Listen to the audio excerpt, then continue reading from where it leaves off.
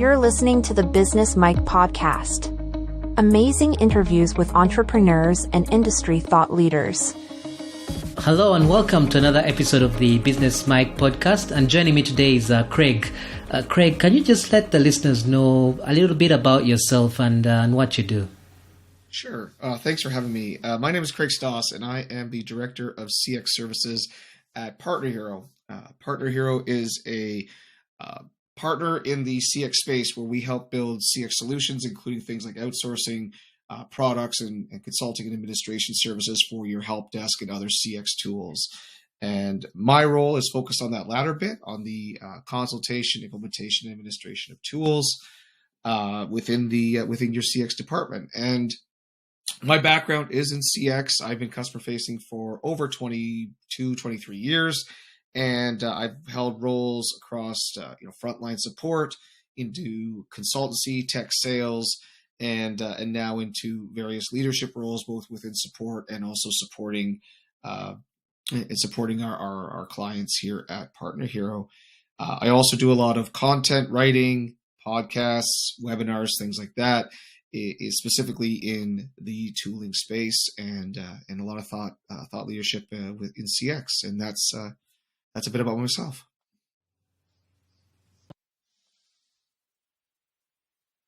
What was your journey into CX? Is it a field that you started on early in your career, or did you start from elsewhere and find your way head deep in CX? Well, it's funny. I would say I've always been in CX. I don't think it was called that back in the late 90s, but I got into technology early, relatively early for someone kind of born in the early 80s. I was really lucky to have access to a computer inside some of my classrooms, which was not common back then. And I was fascinated by this idea that I could talk and work with and code and tell an inanimate object what to do. I think now we're so used to cell phones and tablets, and this idea of communicating with machines is born into our next generation. That wasn't the case back then. The idea that you could program something into a computer and tell it to have a conversation with it was pretty interesting. And because of this early adoption, I was able to start my career when most people are, working their part-time jobs at fast food restaurants and things like that. I was able to work at local businesses doing different things. Like, for example, I taught children's computer camps during the summer so that they had someplace to go to learn about technology. I was part of a Government of Canada program where I taught senior citizens how to use the internet to do various government forms and apply for their benefits and things. I also was part of a team that helped build out programs to bring the internet to small communities, such as teaching people how to sign up for email and teaching people how to do simple things on the internet, such as check the weather or check sports scores or things like that, which again, back in the mid to late 90s was not really a common thing. And so that really gave me the human side of technology. And I really think that's what shaped my entire career. Is I love technology. I loved computers. And then I learned very young how important the human side of technology was. So my degree was in computer science with a minor in business. And I am really at heart probably a software engineer. However, I never went fully into coding. I have done coding through some of my consultancy work and some of the other roles I've held within technical support, for example. But the past 10 to 15 years of my career have really focused on the leadership side of CX, the human side and strategy side of building CX teams, support organizations, consultancy organizations, and the like. So, yeah, that's been my journey. But I would argue that from a very young age, I was always involved in what we now call customer experience.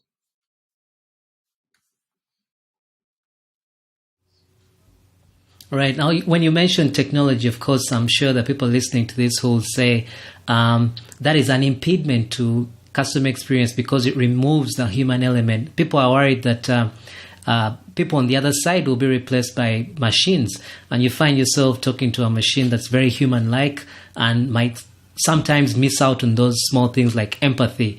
So where are we in this space now whereby technology is working hand in hand with humans and striking a balance that doesn't turn off the customer like some of those annoying chatbots that we know of? Yeah. It's an interesting conversation, right? Because I think the doomsayers are the people who are, we're going to lose all our jobs. Customer success and customer support are going to go away. I don't think that's true. Certainly not in the next few years. And there's many reasons for that. I feel first and foremost,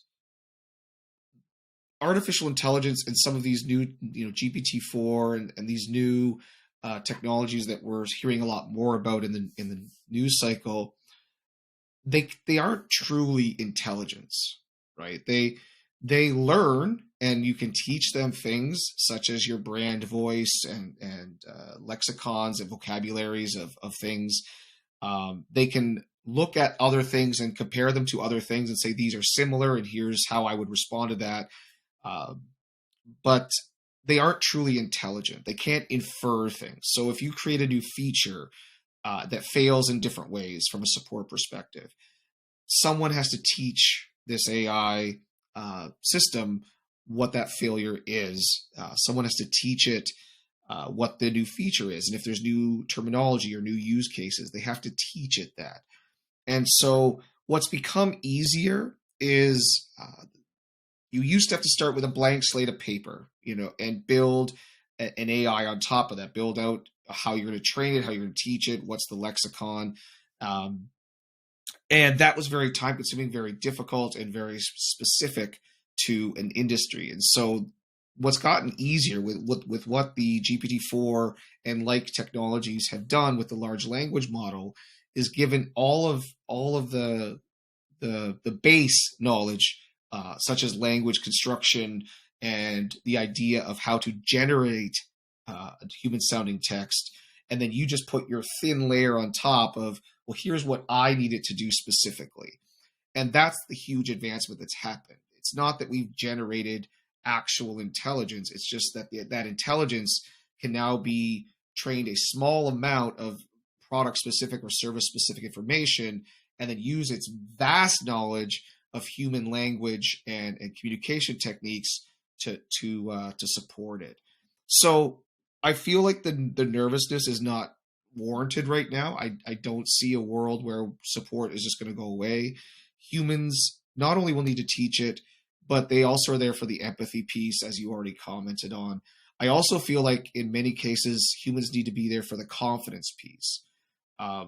You can tell some of these large language models, these generative AI models, how to phrase things when they are maybe a bit uncertain.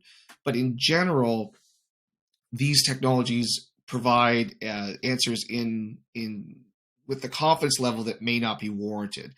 The term hallucination is used when the AI makes a connection that may not exist or invents a story because of a gap in its knowledge. And these hallucinations are just as confident sounding as the correct answer. And to the reader who may not know better, they would be taken at par as equals, when really someone with a knowledge, in this case a human, needs to step in and say, well, actually this is just not right. I need to reword this. For example, I did an experiment where I took 20 phrases from a real data set that were written in poor English. They got the point across, but the English wasn't very clear. It was written poorly, phrased poorly. I put them into GPT with very little training, and I said, please rephrase these 20 paragraphs in a human, more natural way of speaking. And out of the 20, 18 were pretty perfect. It picked up the context, it picked up the empathy a little bit, and it picked up the tone, and was able to rephrase the 18 of those 20 very well. 2 out of those 20 were not phrased well. It did not pick up the context correctly. It invented something because it had a knowledge gap. And so the answers were incorrect. But if you were to read those with no knowledge of what the product or service was about, they read like real answers. And so you would have to try the things that the AI said and find out that that didn't work before you would know it was a fake answer. And that to me is the difference that a human can make, is they can read it using their deductive reasoning and saying, yeah, this is just not the right answer, and I need to either rerun the generative AI or I need to reword it myself. Yeah, I hear you, and you make very valid points. Just a thought has come to my mind now, whereby the more open these AI options like ChatGPT become available to people, they might be used as some sort of, search engines. And I'm trying to envision a world whereby somebody types in what is the best airline, and ChatGPT will pull from so many reviews, and probably the company that has the most positive reviews will be recommended by ChatGPT. So I'm trying to see how companies can try and game the system, if I can call that, just try and be smart about getting positive reviews from these AI tools. That's a really good thought experiment. I see the knowledge of any of these large language models is only as good as the knowledge that's put into them, right? How they are trained. My hope, the newest model of GPT-4, I think the number is astronomical. I want to say it's like 560 billion data points that it was fed into it. I'd like to hope that, the law of averages kicks in and things like the best airline, is not coming out of that data in a skewed manner, or that in order to skew the direction, you'd have to have just a very disproportionate number of positive fake reviews. But then how does one determine best and those types of questions, right? What you define as best might be different than me. For example, I'm not super tall. I'm about average height. I'm 5'8" for 5'8" for a man, a fully grown man. So I don't have a lot of problems with leg room on airlines. I can go on airlines that have less space. Whereas my 6'2" friends might say, well, no, I need a better airline because I need leg space, or I need ones that have premium economy, which isn't necessary for me. So there's also that type of thing, that there's personal preferences. I do think that the biases that exist within AI systems today will continue to persist until at such point where we figure out a way of making data sets neutral, which I just don't think is going to happen in the near future. There's already cases that have been found of bias when it comes to different people, different political views. There have been examples in HR and hiring where resumes were being screened out that probably would have been better, but it was because the bias was built into the AI that was reading cover letters and resumes. And as you said about gaming the system, once you know what those biases are, you can actually write cover letters and resumes that appeal to those biases. And so there's all sorts of ways to game the system. What I do think is going to become more valuable when it comes to the idea of, to your example of searching for something very generic, is imagine a world where you don't care anymore about who is supporting you or how they support you. You just want answers. And so you have this global support interface where you type in, I'm on this product, but this widget is broken, whether it be a physical product like a dishwasher or a software product. And the AI is able to know a lot about you and your personal, like where you're located, what model your refrigerator or dishwasher is, whatever it might be.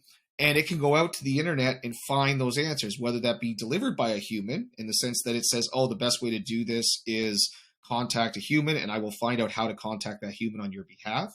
Or it could do things like oh, I know this problem with your dishwasher. You need to replace part number 1, 2, 3, 4, 5. Here's a place where you can buy the part. Here's a YouTube clip on how to install the part. And here's a knowledge base article that discusses why this thing broke in the first place.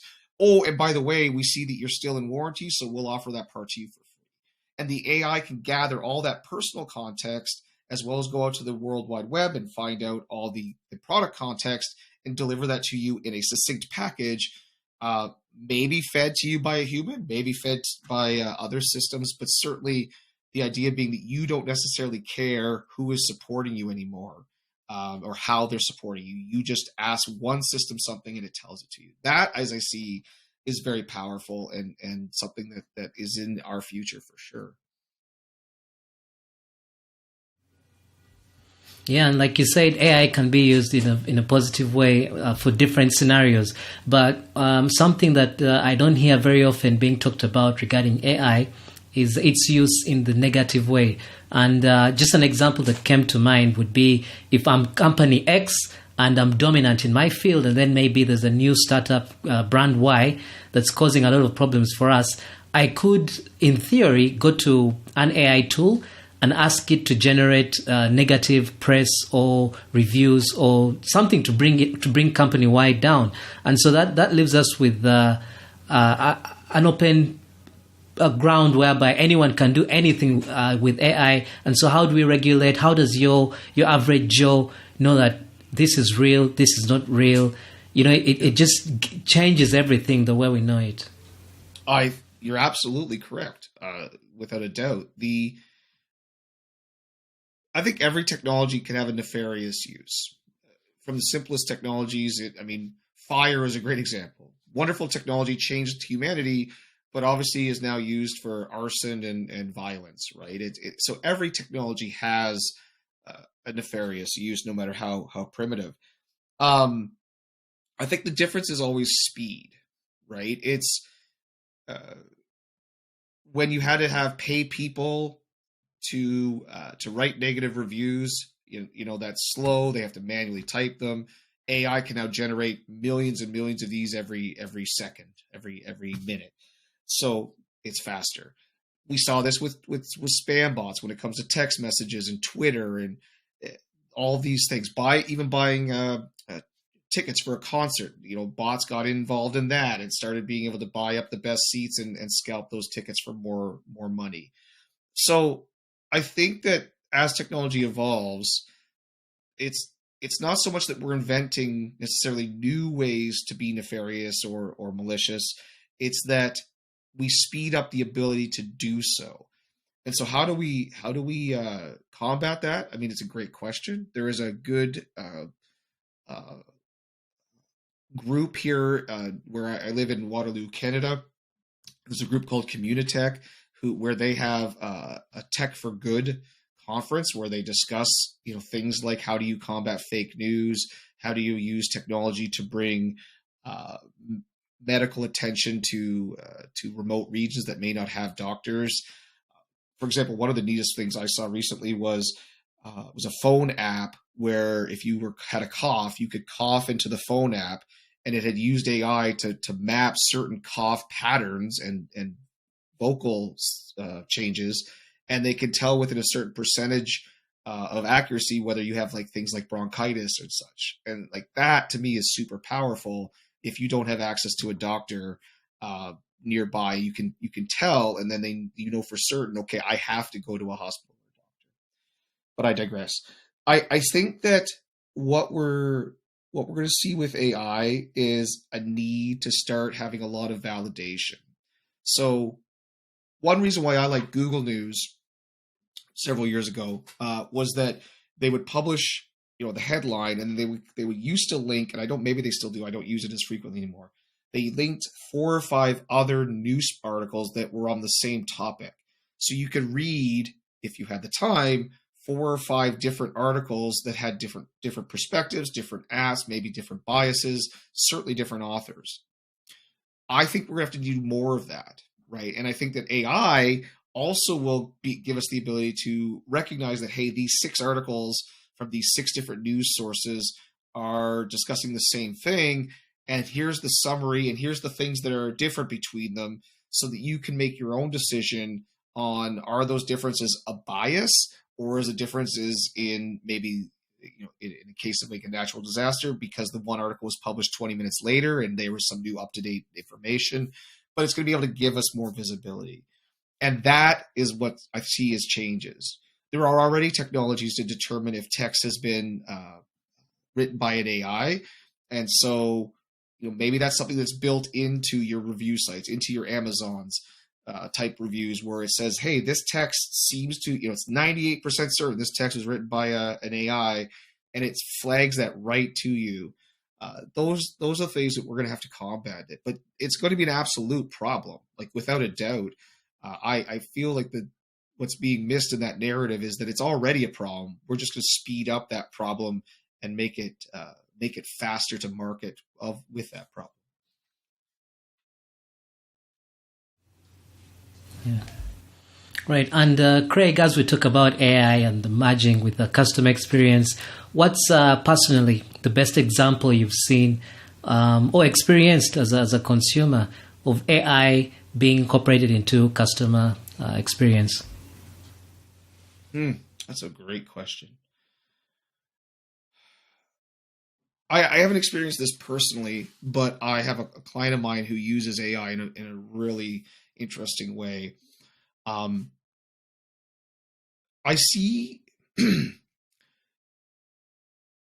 about a scenario within support where a process or a workflow takes say 10 minutes. Let's just use a round number. And that is from start to finish. So the ticket is submitted, the representative reads it, tries to understand what this is, then has to recall the workflow to execute to solve this problem, whatever it might be. Then they have to go to other tools and execute that workflow. Maybe they have to copy and paste information from their help desk ticket into those systems to search and find certain key pieces of information. And then they have to actually take the action by writing the response.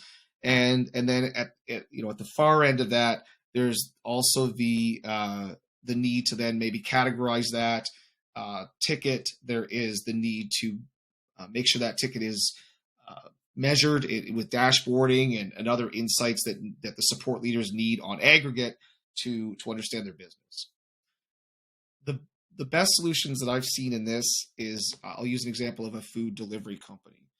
So they have a system, an AI system, which also has connections into all of their third-party systems. And so a ticket comes in, and it'll be a request for a refund. And the AI reads the ticket, recognizes that this is a refund ticket. It immediately pops up and says, this is a refund ticket. They're referencing order 1234. So here's what that order was. Here's how much that order was worth.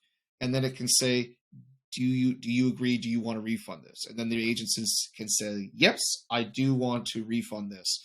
And then the system goes out, does everything it needs to do, change the status of the order, go to Stripe and refund the payment. It goes out and makes all the changes necessary.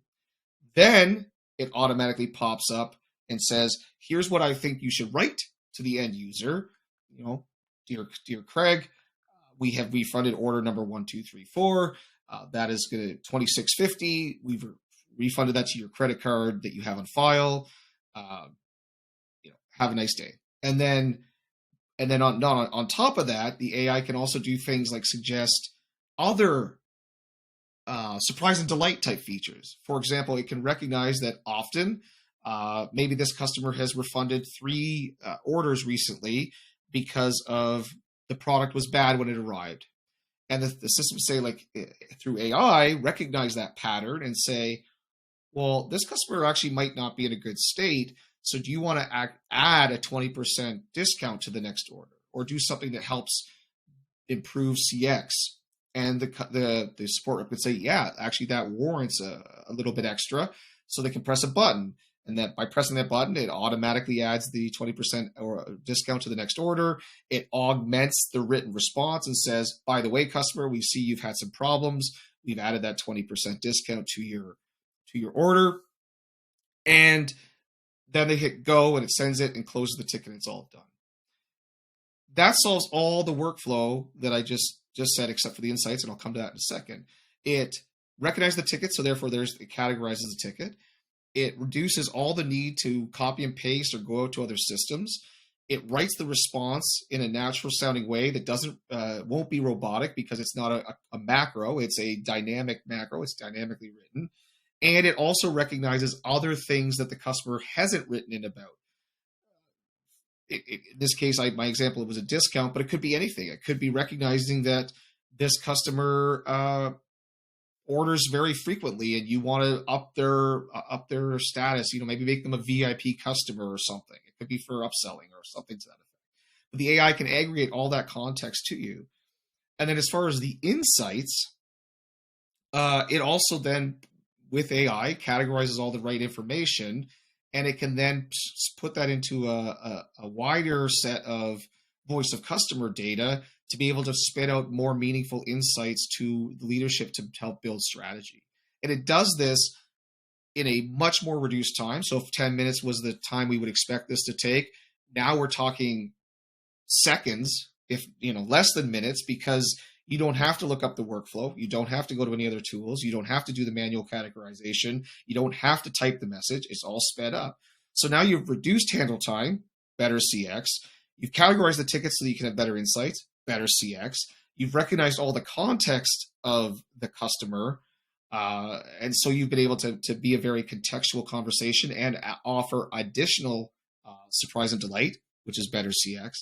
All of these things improve your customer experience through one faster workflow. And that, to me, is the type of service that we're going to start seeing more of. So while I haven't experienced this personally, I've helped work with clients in my day-to-day work that do this, and I see it happen every day, and it's improved everything. It improves CSAT, promoter score, it turns detractors into promoters, and it's a very powerful way of running your business. Yeah, I agree. And from what you've said, it sounds like the sort of thing that would reduce instances of, say, an example of a customer saying, I like Jenny because she's fast, she's empathetic, she does things smoothly. This smoothens it out for any agent that you might have working on your team. So there's no bias towards one individual. Correct. Yep. Yeah. So, yeah. So as we wind down the interview, just before we go, can you share any advice in case there is a business owner or someone at the C-suite that hasn't really embraced customer experience as a strategy for growing their business? Anything that you can share with them, just a tidbit to grasp onto and maybe take into consideration? Yeah. I feel like... we've talked about for years that customer experience is a differentiator. Forrest and Gardner were publishing those types of reports 6-7 years ago. What I feel has changed now, and by now I mean literally, in the past 6 months, is that the technologies to do so are much more easier to create, much more widely available, and are being innovated quite literally every day. 6 years ago, I would say that wasn't the case. And so my advice to executives and strategy builders in the CX space is really to start that journey now. Start the journey of what should your customer experience look like? How does AI potentially fit into that?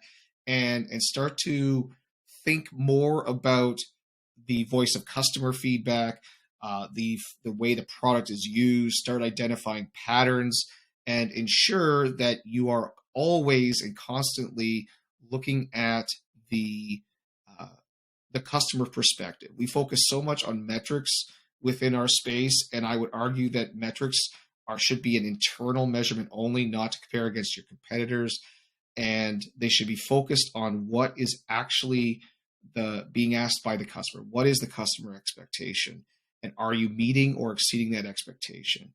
And things like I just said, faster processes is one, but it could also be things like in-product guidance or knowledge help articles or better chatbots, but anything that helps bring that more engaging experience to your customers. And I'll finish off with three ideas that you can focus on. One I call ticket enhancement, and that is bringing more context into your ticket helps tool.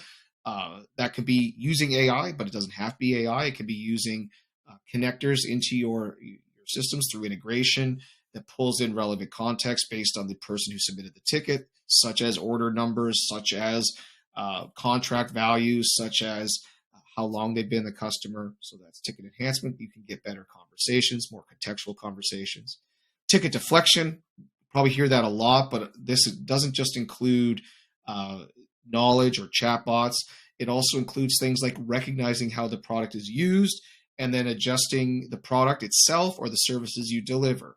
One of my favorite splits, and I've said this before in other content I've produced, is on what are new customers experiencing that's different than longer standing customers. So maybe new customers are struggling more with certain widgets than longer standing customers.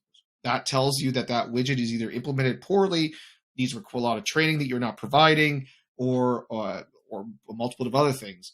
But in both cases, you can solve that problem first. You can provide that better training, or you can suggest that you change the way that feature is implemented so that you get your customers more successful faster. So that's when I talk about ticket deflection, I think that's included. And then the last one I call ticket or improvement, I suppose is probably maybe the headline I'll go with. But this is the idea of taking the data, and this one almost certainly will require some level of AI, taking all this data and combining it. So combining your data from your product, from all your sales calls, from your customer success management tool, from your help desk system, combining all of this information and starting to drive really precise insights. Things where you can go and say, well, when CSAT drops 10%, you could find out that 90% of that drop was only on one type of ticket and only in one office. And that you can trace that back to maybe that office was on holidays the day the training existed for that. You can find out what articles are being most read or articles that are not being read. You can find out if those articles that are not being read are because they're poorly keyworded. All of this other stuff that you can change the way your entire product and services are offered based on deep insights across your entire customer journey. So those are the three levels. And I think that today, every single person listening to this in a CX strategy capacity needs to be looking at one, two, or all three of those categories. So that brings us to the end of the podcast interview. But just before we go, can you let the listeners and viewers know how they can connect with you and learn more about what you do? Yeah, absolutely. I am on LinkedIn under Craig Stoss. I am on Twitter under @StossInSupport. And my homepage where I keep all of my content is at stoss.ca. That's where I host all of my content that I create. So those are the three main places you can find me. Right. Well, I can't thank you enough, Craig, for doing this. It's been a long time. The first attempt we had was interrupted by technology, and this one has gone much better. So I'm glad we did it. I've learned a lot from you, and it's been a very, very engaging conversation. I hope everyone listening has learned something as well. So thank you, Craig. We wish you the very best, and thank you to everyone listening. Yeah, and thank you for having me. This was a lot of fun.